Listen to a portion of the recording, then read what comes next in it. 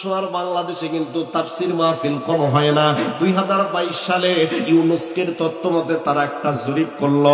এই জরিপের ভিতরে দেখা গেল আমার সোনার বাংলাদেশে ডিসেম্বর, জানুয়ারি, ফেব্রুয়ারি এই 3 মাসে গড়ে 1700 করে প্রতিদিন তাফসির মাহফিল হয় আমার সোনার বাংলাদেশে।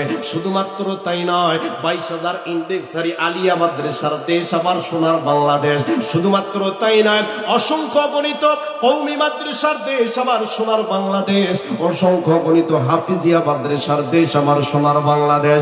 এত এত কোরআনের তাফসীর আর এত এত বক্তব্য শোনার পরও বাংলাদেশে চুরি কমলো না, ডাকাতি কমলো না, রাহাজানি কমলো না, খুন কমলো না, ধর্ষণ কমলো না। আগে চুরি হতো এনারক কায়দায়, আর বর্তমান চুরি হয় ডিজিটাল কায়দায়। কথা বল না কি আপনারা? আগে মাবদ্দের পদ্মা ছিল একরকম, এখন হয়ে গেল আর একরকম। তার মানে হলো এই বাংলার মানুষেরা কোরআন শুনতে আসে বক্তা যাচাই করার জন্য।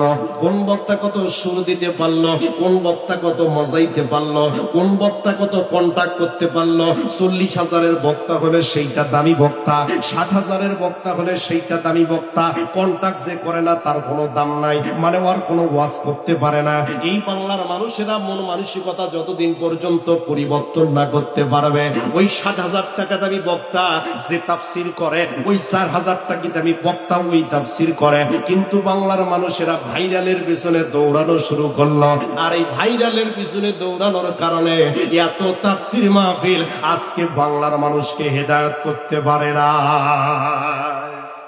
হুজুর আসসালামু আলাইকুম। ওয়ালাইকুম আসসালাম। হুজুর আপনার মাহফিল এটা ঠিক আছে, কত নেন হুজুর? যদি বলেন হুজুর ভাই আমি তো কন্টাক্ট করি না, ও ফোন কাটি দিবে আর বলবে কি হুজুর আপনাকে তাহলে পরে ফোন দিতেছি, মানে ওই দামে দিল না। যদি খালি ফোনে বলেন ভাই টাকা তো 30,000 নেই, আপনার কাছে 25,000, কয় হুজুর 5,000 টাকা কম নিলে হয় না? কতক্ষণ নাকি আপনারা?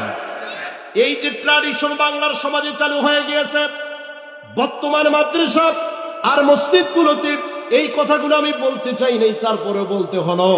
গত 3 দিন আগে আমার পরীক্ষা ছিল বগুড়া আজিদুল হক কলেজে। আমি ওখানে পড়ি, পরীক্ষা দেওয়ার জন্য নাকাইহাট থেকে গোবিন্দগঞ্জ যাচ্ছে সিএনজিতে করে। সত্য ঘটনা।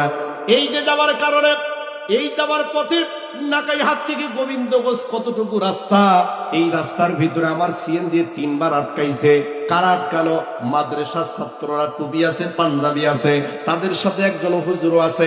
ওদেরকে দেখলে নিজের মায়া লাগে। পোস্টার হাতে নিলাম, পোস্টার হাতে নেওয়ার পর নাম বলতেছি না, আমাদের বাংলাদেশের প্রথিতযশা বক্তা, আমাদের বাংলাদেশের ভাইরাল বক্তারা, ওই পোস্টারের ভিতরে তারা প্রধান বক্তার নাম। মাহফিল দেরি আছে 1 মাস পরে।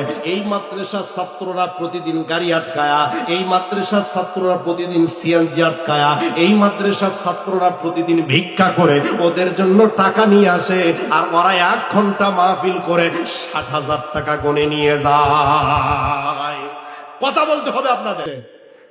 তাহলে আপনি বলেন, এই যে কোরআন মানুষদেরকে শোনানোর জন্য আসলো, আপনারা আমার কথায় মন খারাপ করেন না আমার ভাইয়ের। আজকেও কিন্তু একটা প্র্যাকটিক্যাল আপনারা দেখতে পেলেন। এই যে মানুষেরা ভাইরালের পিছনে দৌড়ায়, আমার মাথা খারাপ হয়ে গেল। আহারে, ও তো আমার ছোট্ট ভাই হতে পারতো।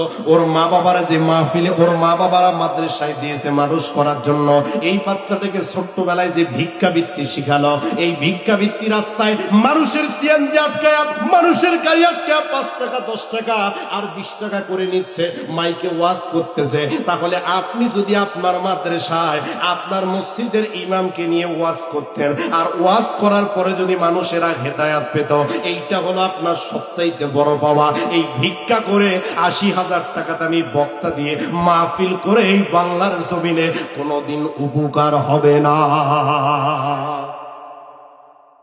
আলোচনা কি চলবে? আমার ভাইয়েরা, এই যে ট্র্যাডিশন চালু হয়ে গিয়েছে, আল্লাহ বলছেন আল্লাযীনা ইয়াসতামিউনাল কওলা, যারা কোরআন শুনতেছে এবং যারা ভবিষ্যতে শুনবে, ফায়াত্তাবিউনা, এবং যারা কোরআনটার অনুকরণ অনুসরণ করবে। এখন যে বলতেছে ওই তো কোরআনকে মানে না, ও ভিক্ষার টাকা নিয়ে যাচ্ছে 80,000 70,000। একজন মানুষের জীবনে চলার জন্য কত টাকার প্রয়োজন হয়? এই যে কন্ট্রাক্টধারী যারা কন্ট্রাক্ট করতেছে আমার ভাইয়েরা, যে দিনকে তারা বিক্রি করতেছে, অন্যথায় আবার বলতেছে কন্ট্রাক্ট করা ফরজ। কন্ট্রাক্ট করা কি কন্টাক্ট করা ফরজ, এটা আমু করি, কিন্তু সেটা লিমিটের মধ্যে থাকতে হবে। আর আপনি লিমিট ক্রস করে ফেলালেন, ওই কন্টাক্ট আপনার জায়েজ নাই। যে আলোচনায় ছিলাম, এই বাংলার মানুষগুলো কোরআন শুনতে আসে বক্তা যাচাই করার জন্য। ভাইরাল যদি এখানে বক্তা আসতো, প্যান্ডেলে জায়গা হতো না। আমার মতো ছোট বক্তা গাইবান্ধা থেকে আসছে, মানুষজন ধরে ধরে নিয়ে আসা লাগে। কথা বল নাকি আপনারা? যদি ভাইরাল বক্তা আসতো, প্যান্ডেলে জায়গা হতো না। ওই যে ভাইরাল বক্তা আসবে, নাহমাদুহু পড়বে, কি বলবে না বলবে কোনো কথা নাই, 1 ঘন্টা চলে যাবে, স্টেজ থেকে নামবে, আপনি হাতটা বাড়ায় দিবেন, আপনার হাতটা এইরকম করে দিবে। কথা কন না কেন? মুসাফা পর্যন্ত করতে চায় না আমার ভাইয়েরা। এই জন্য কোরআনটাকে শুনতে হবে, ফায়াত্তাবিউনা, অনুসরণ করার জন্য, অনুকরণ করার জন্য। যে আলোচনায় ছিলাম, আল্লাহর কোরআন কেমনে মানুষকে হেদায়েত